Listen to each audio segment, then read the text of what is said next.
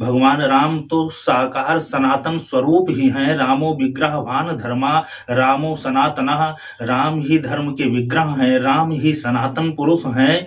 और जिनको सनातन से बैर है, जिनको धर्म से बैर है, जो रावण के वंश वाले हैं, जहि विधि होए धर्म निर्मूला करहु सो सदा भेद प्रतिकूला, ये रावणी संस्कृत वाले लोग तो राम पर टीका टिप्पणी करेंगे ही।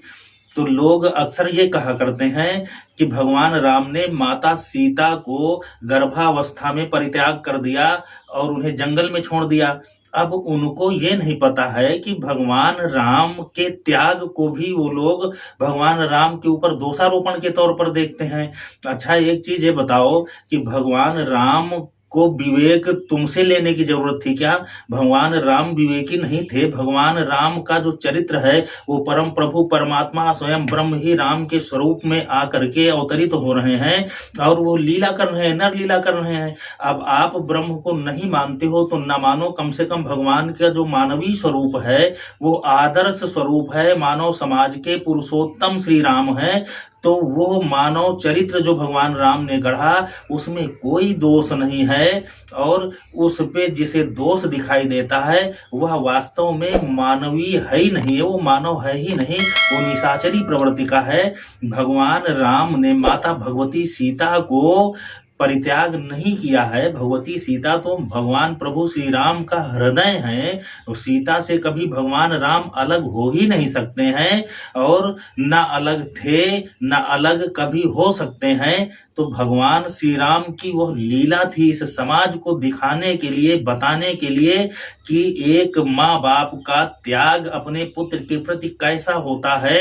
अब किसी का लड़का अगर कहीं बाहर पढ़ाई के लिए जाता है, अब माँ बाप अगर आपसी समझौते के तहत माता के साथ बेटा अगर कहीं बाहर पढ़ने चला जाए तो क्या दोषारोपण हो जाएगा कि पिता ने माता का त्याग कर दिया, पुत्र को लेकर के चली गई? या माँ के ऊपर दोषारोपण हो जाएगा कि पिता को त्याग करके माँ अपने बेटे को लेकर के चली गई? अरे ये तुम्हारा विवेक है, उनके आपसी समझौते को तुम नहीं जानते हो। तुम अपना दिमाग लगा करके उनके ऊपर अनर्गल प्रलाप करते हो और अनर्गल दोषारोपण करते हो। भगवान प्रभु श्री राम जब लंका विजय करके वापस अयोध्या आए तो अयोध्या में वो बहुत समय तक माता भगवती सीता के साथ ही अयोध्या का राज्य संभाला और राज्य सत्ता संभाल करके शासन किया। जब माता सीता जी गर्भवती हुई तो आज भी आप देखते हो कि जब कोई जो संस्कारवान परिवार है तो उसके घर में जब कोई स्त्री गर्भावस्था में होती हैं, गर्भवती होती हैं, तो उनको ऐसा माहौल दिया जाता है कि शांति का वातावरण रहे, संस्कारित वातावरण रहे, धार्मिक वातावरण रहे, अच्छा से अच्छा परिवेश बनाने की चेष्टा करता है वो परिवार। चूंकि गर्भ में पलने वाले शिशु पर बाहरी माहौल का असर जाता है। अब प्रभु श्री राम को क्या ज्ञात नहीं है? वो तो सर्वज्ञ हैं। तो भगवान राम को भी तो ये पता है। राम चूंकि अयोध्या में राजा हैं तो राजा के पास तो तमाम दायित्व होते हैं, तमाम कार्य होते हैं। वहां पर कोई अगर उदंड व्यक्ति है तो उसे दंड देने का कार्य भी राजा करता है। सेना का जो सुसज्जित व्यवस्था है वो राजा को करनी पड़ती है। कहीं किसी राजा ने हमला कर दिया तो युद्ध भी करना पड़ता है। तो तमाम तरीके के परिवेश बनते रहते हैं राजा के सामने। तो राजा वैसे परिवेशों पर ढलता जाता है और इन परिवेशों का असर माता क्या सीता पर नहीं जाता? और सीता गर्भवती है तो क्या उनके गर्भ में पलने वाले उनके शिशुओं पर नहीं जाता? तो इस परिवेश से कैसे बचा जाए? भगवान राम चूंकि राजा हैं तो अब राजा रहेंगे तो उनको तो इस परिवेश में रहना ही पड़ेगा, लेकिन माता सीता को इस परिवेश से कैसे अलग करके अपने बच्चों को अच्छा संस्कार और अच्छा माहौल दे करके उन्हें पाला जाए। गर्भ से ही माता पिता की जिम्मेदारी हो जाती है। आज भी जब महिला गर्भवती होती है तो गर्भावस्था से ही 16 संस्कार जो होते हैं उनमें 2-3 संस्कार ऐसे हैं जो गर्भावस्था में ही दिए जाते हैं बच्चों को। तो वो संस्कार केवल इसीलिए दिए जाते हैं कि गर्भस्थ शिशुओं पर वो असर पड़े, उन संस्कारों का असर पड़े। तो भगवान राम भी अपने गर्भस्थ शिशु के लिए ऐसा माहौल तैयार करना चाहते हैं जिससे उन माता भगवती के उदर में पलने वाला उनका जो पुत्र है भगवान प्रभु श्री राम का, वह भगवान राम से भी ज्यादा योग्य पैदा हो। तो कौन बाप नहीं चाहता है कि उसका बेटा उससे ज्यादा योग्य हो, उससे ज्यादा शक्तिशाली हो। तो भगवान राम भी अपने पुत्र के लिए ऐसा करके इस समाज को दिशा देने का प्रयास किया और इस समाज को बताने का प्रयास किया। अब आप चिंतन करके देखो कि माता भगवती सीता को छोड़ा कहाँ जाता है। आपको नहीं पता है कि भगवती सीता को एक योजना के तहत वाल्मीकि आश्रम के पास ही क्यों छोड़ा गया। वाल्मीकि उस समय के सबसे बड़े ऋषि थे। भगवान राम जब वनवास गए थे उस समय वाल्मीकि से जब भेंट हुई तो लिखा गया है ग्रंथों में कि तुम त्रिकालदर्शी मुनि नाथा विश्व बदर करि राख्यो हाथा। भगवान राम ने स्वयं वाल्मीकि से मिल करके प्रथम वाक्य यही कहे थे कि हे मुनि, आप तो त्रिकालदर्शी हैं, आप तो विश्व को अपने हाथ की हथेली पर बेर के तरीके रखते हैं। ऐसे श्रेष्ठ विद्वान ऋषि के आश्रम के पास अपनी गर्भस्थ पत्नी को भगवान प्रभु श्री राम क्यों छुड़वाते हैं। अभी तुमको नहीं समझ में आता कि वाल्मीकि जैसे ऋषि जब आश्रम के आसपास देखेंगे गर्भस्थ महिला को तो क्या उसका पालन पोषण और उसका लालन पालन वाल्मीकि नहीं करेंगे। ये भगवान राम की योजना थी कि वाल्मीकि के आश्रम के पास ही माता भगवती सीता को छोड़ा गया।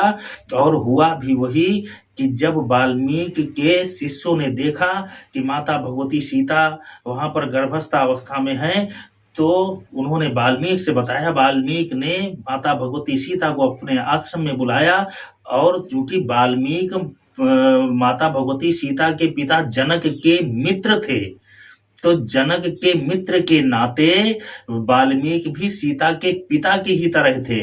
तो माता सीता तो अपने पिता के यहाँ गई और पिता अपनी पुत्री को किस तरीके पालेगा ये बताने की बात नहीं है।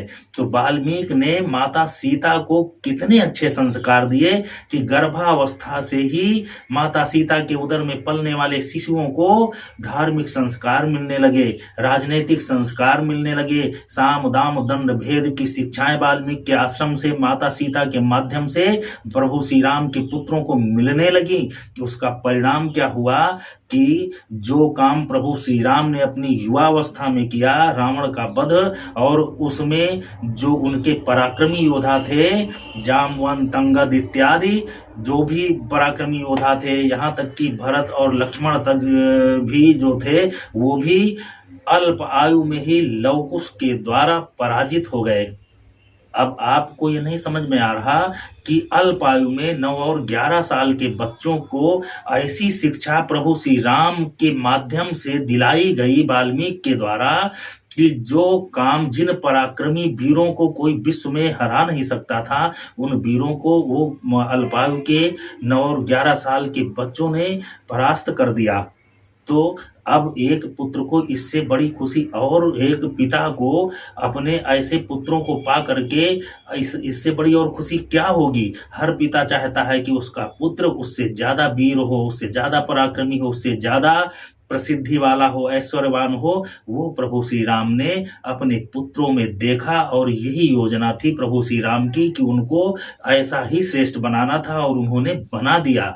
और आप देख रहे हो कि प्रभु श्री राम ने माता सीता का परित्याग कर दिया। ये तो उनकी आपसी समझ थी और इस समाज को बताने के लिए था कि अपने पुत्र को श्रेष्ठ बनाने के लिए अगर ऐसे त्याग करने की जरूरत पड़ती है तो त्याग करना चाहिए माता पिता को, लेकिन पुत्र को लवकुश के तरीके अपने से श्रेष्ठ बनाना चाहिए। ये है भगवान राम का त्याग। इसलिए भगवान पुरुषोत्तम है।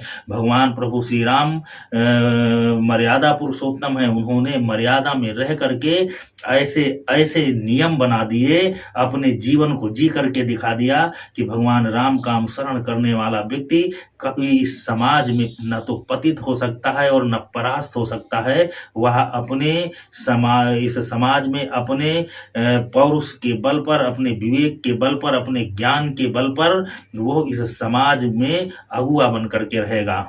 ये है हमारे प्रभु श्री राम की सीख।